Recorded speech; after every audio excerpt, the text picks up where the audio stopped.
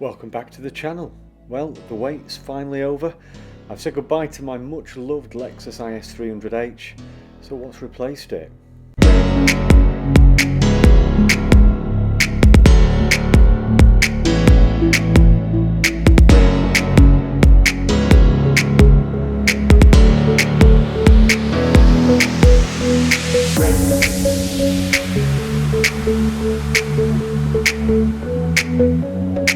So there it is, my Lexus RX 450h.